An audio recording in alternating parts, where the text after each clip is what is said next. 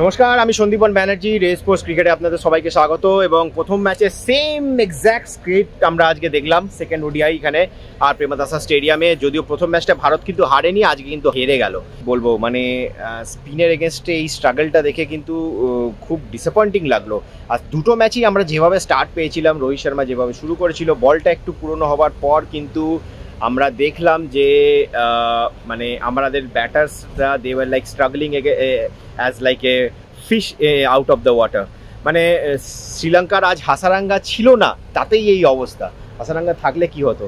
যাই হোক, হাসারাঙ্গার যে রিপ্লেসমেন্ট ভেন্ডার্সে কি বলবো, প্রথম এসেই প্রথম টপ 5 ইন্ডিয়ান ব্যাটারকে আউট করলো, লাস্টে 6 উইকেট নিয়ে শেষ করলো। এবং একসময় তো এমন মনে হচ্ছিল যে হয়তো মানে যেভাবে উনি বোলিং করছিলেন এবং ভারতীয় ব্যাটার্সরা যেভাবে ওনার এগেনস্টে স্ট্রাগল করছিল, দেখে মনে হলো না উনি 10টা উইকেটই না নিয়ে নেন।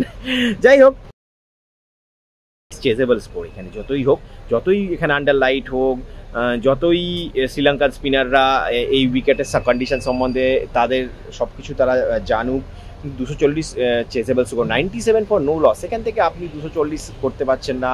ব্যাটিং অর্ডারে আমরা দেখছি unnecessary changes for the sake of right left combination. KL রাহুলকে নাম্বার 7-এ পাঠানো হলো আজ। তো এইগুলো এত অনেক কিছু অ্যানালিসিস আছে, অনেক কিছু বিশ্লেষণ আছে। আমি শিওর গম্ভীর এটা নিয়ে বসবেন এবং এরপরে দুদিনের গ্যাপ আছে থার্ড ওডিআই এর আগে। তো থার্ড ওডিআই এর আগে গম্ভীর ডেফিনেটলি একটা তো প্র্যাকটিস সেশন আমরা দেখবই।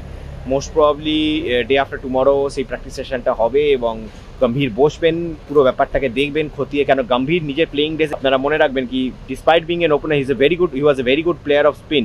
তো গম্ভীর নিজেও জানেন, এবং অজন্তা মেন্ডিসের যখন সেই ফেমাস সিরিজ, সেই সিরিজে কিন্তু গম্ভীরের রান ছিল। সো গম্ভীর জানেন কিভাবে স্পিন খেলতে হয়, স্পেশালি এই কন্ডিশনে। সো তিনি নিজের এক্সপিরিয়েন্সও শেয়ার করবেন এবং তিনি প্লেয়ারদের সাথেও কথা বলবেন। যদিও আমার মনে হচ্ছে পার্সোনালি যে একটা স্পেশালিস্ট ব্যাটার কিন্তু এই কন্ডিশনে আপনার মিডিল অর্ডারে দরকার।